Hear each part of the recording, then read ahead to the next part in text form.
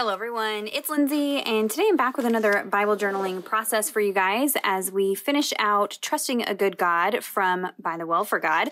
At the time of release of this process video, there is a new kit released over in their shop. It is poured out. That is going to be the kit preparing us for Lent, Easter season. So I'm not sure that I will have an unboxing up by the time this video goes up. If not, it will be reasonably soon, but the kit is available for pre-sale right now, so I'll link that one down below for you guys as well. But I did want to wrap up and finish Trusting a Good God. And so I have gone ahead and finished working through the devotional. I've taken notes on all of the days here in my growth book. So I do get a lot of questions about my growth book. I will link this down below. I do talk about growth books in my Bible Stack video from 2022, so I will link that down below as well. There are timestamps in that video, so I think it's around like the 24-minute mark where I talk about the growth book. And so I did want to kind of update you guys on this really quick before we jump into the Bible journaling, because I have basically finished out this growth book. So if you're not familiar with these, they do have some extra pieces in it, some, sections in the back and in the front to fill out. These are really great for compiling all of your notes. If you're doing, sermons and podcasts and readings and studies and all that, it's nice to have it all in one place. Now, this one I specifically dedicated to just ByTheWell4God studies. So I have been not really utilizing some of the other features of this journal. I've just been doing like a dashboard type page for the devotional of that month and then taking notes. And usually what I do is write out each and every single verse. And sorry, Mabel is going to be yippy in the back because all the boys are outside doing yard work. So we're just going to ignore that. This is like the 6th time I've tried to film this. Anyways, I write out all the verses. And then I take notes based off of some of my icons represent notes from my MacArthur Study Bible, and then others are like commentary or quotes that I have found. And then I've also done some word studies in here as well. So I have worked through a total of 6 of the devotionals in this booklet. And there were a couple of them that I didn't finish, like I didn't do all 14 days of some of them. And I'm not going to have enough room to finish another devotional in here because I usually take about 1 to 2 pages per day and they're 14 days. So I need, quite a chunk of space in here and I don't have enough for one more devotional. So cost-wise, only fitting 6 devotionals in here, I just couldn't validate the cost of using this only for this purpose. This is better suited for your sermon notes, your podcast notes, your Bible studies, keeping track of your memory verses, that kind of thing. If you're going to be using it for what I've been using it for, I would probably switch, and I'm going to be switching over to just a more standard notebook. I'm not sure if I'm going to do like maybe a ringed binder where I can insert pages so I can kind of skip around a little more. I'm not quite sure, but I will be sharing with you guys once I transition into something else. This was great for like the quality of the paper and the size of it, and I like the dot grid. I like everything about it, but it was just more of a cost thing. I just didn't think that for the cost of the growth book and only working through 6 devotionals, I didn't really feel like that was worth the cost. So all that to say, I will be switching to something else, but I did finish up the devotional, Trusting a Good God. And for today's journaling, I landed on day 12. And so as I was working through this devotional, this day just kind of slapped me in the face. It's been a very trying few months. This week has just been like heaping more on top of more. It's just like we just keep kind of laughing because every day it's like something goes wrong, breaks, falls apart. It's just chaos in my life right now. And so I came to day 12 and there was only one verse for day 12, or one passage, I should say, Habakkuk 3, 17 through 18. It says, though the fig tree should not blossom and there be no fruit on the vines, though the yield of the olive should fail and the fields produce no food, though the flock should be cut off from the fold and there be no cattle in the stalls, yet I will exult in the Lord. I will rejoice in the God of my salvation. So even when things are falling apart around us, just devastation around us, I will exult in the Lord. I will rejoice in the God of my salvation, keeping my focus on him. And I have been trying really, really, really hard to do that. But there have been days that have been difficult, and I have failed, and I have sinned, and I have just had some really rough days. And then I try to pull it together and remember this. And so some of the commentary that I found and that I will be documenting today, the more applicable one was from David Guzik. He says, he knew that this God, this is talking about Habakkuk, he knew that this God of majesty and power is not diminished because man faces difficult trials. Sometimes we think, quote, if God is so great and powerful, how come I am going through a hard time? End quote. Habakkuk knew this was the wrong question and the wrong attitude. Instead, he said, quote, I know you are strong and mighty, and if we are in desolate circumstances, it's because we deserve it. I will praise you still and even rejoice in you, unquote. So not saying that we deserve it because we deserve, difficult things. I want to be careful about how that's worded. We deserve it because we are sinful creatures that deserve death and destruction because of our sin behavior, removing us from a relationship with God. So we deserve desolate circumstances because of the, sin nature that we have, but focusing on the salvation and God's power, what God has done, and focusing in on his goodness and faithfulness, that is where our focus should be when we're in these desolate circumstances. He also says Habakkuk didn't just practice positive thinking and shut out the ideas of the barren fig tree and the empty cattle stalls. Instead, he saw these problems for what they were and remembered that God was greater than them all.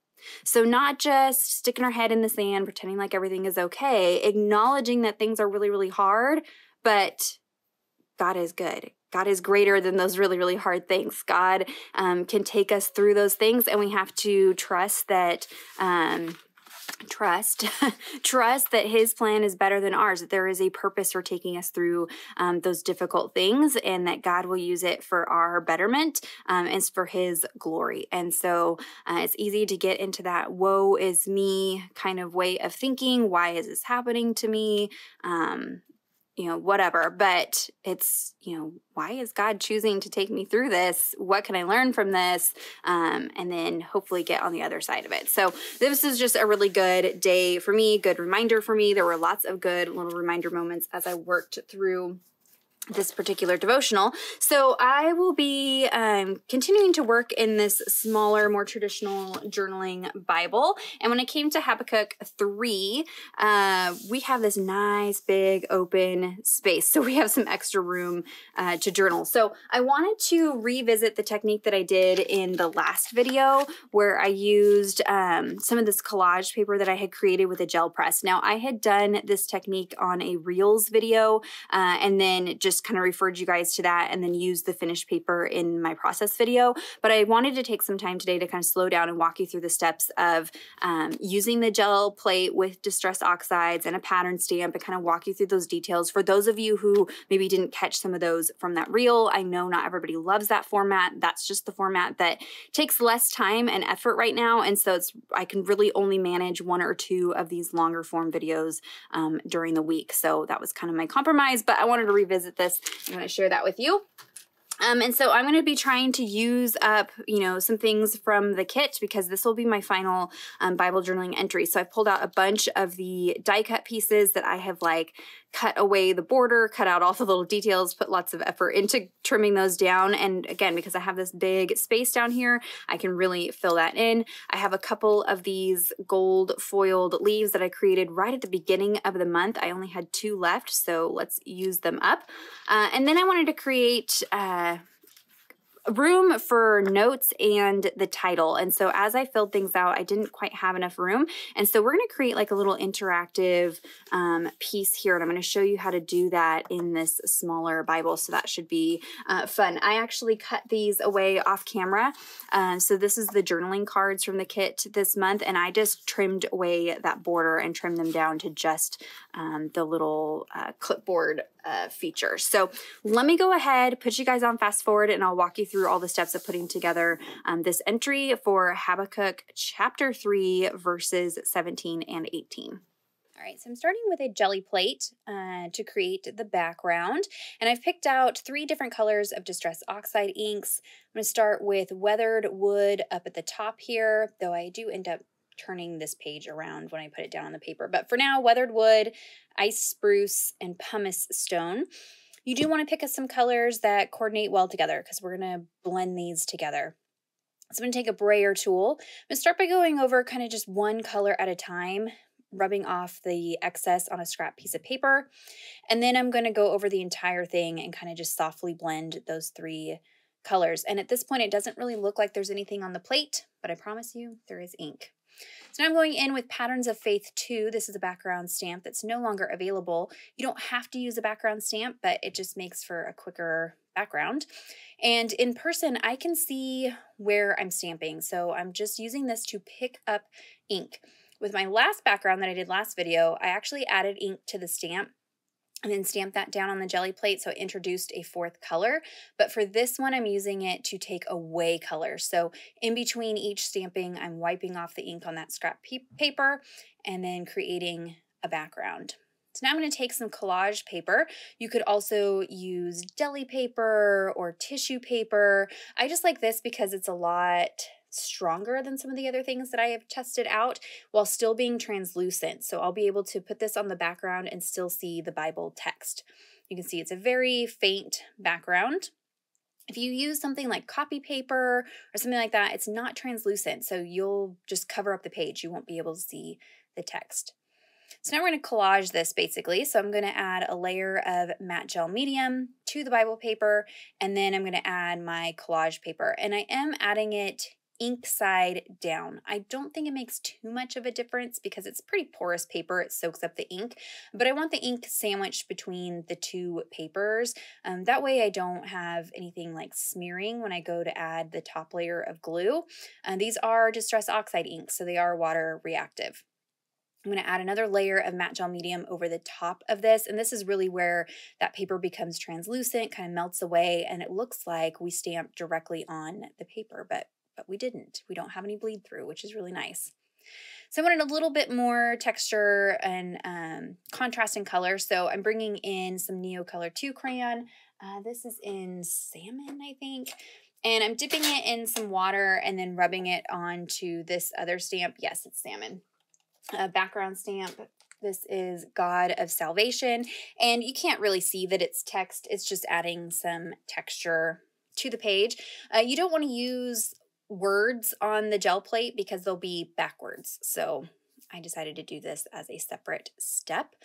And there we go. There's our background. So now we're going to move on to this card, and I'm going to do some heat embossing. So I've pulled out the alphabet stamps that came with the devotional kit, and I'm going to stamp out the title of today's devotional, which is Trust His Heart. So I've prepped the card with my powder tool. I'm going to stamp with a clear sticky ink, and then I'll add some Princess Gold embossing powder. The powder tool that I used to begin with just preps the paper so that the embossing powder only sticks to the stamped area, and that way it doesn't stamp or stick to any fingerprints or anything like that that might be on the paper. And then I'll go ahead and melt this with my embossing tool. And so I wanted to pull in some more gold since I am using the last of those gold foiled leaves. I felt like it needed some additional gold in there. So I'm going to pull both the cards together and use my craft pick to poke a hole at the top, and then use a brad from Tim Holtz to secure them together. And then I'll just glue the bottommost card to the page. That way the top card can still move. So that's a great way to add, multiple cards to a smaller Bible like this. Maybe you've got some hidden prayer journalings, some extra study notes, something like that. It really makes it, utilizing some extra space there. So I'm creating my little floral cluster down here at the bottom, and I'm using quite a few pieces. So I'm going to use this little trick here with some press and seal, yes, from the kitchen. I'm going to use that to pick up this cluster, and it holds it all together. And then that way I can just flip it over, add some glue to the back, and then glue it all down. So I haven't done this recently. You've seen me do a couple different things for gluing down larger elements like this, larger clusterings, but this is a nice way to kind of play with it while it's all dry, not sticky, get it where you want it, and then pick it up and lay it down all in one go. It's really nice little trick there. And then again, like I said, I'll just glue down the bottommost card to the page, and then that is going to be it. Very, very simple page, low fuss. If you have any questions or comments, be sure to leave those down below for me. Check out that description box for links to everything that I mentioned, including that new kit poured out from ByTheWell4God. Give this video a thumbs up if you enjoyed it. Subscribe to my channel if you're not already subscribed. And until next time, thank you so much. Bye-bye.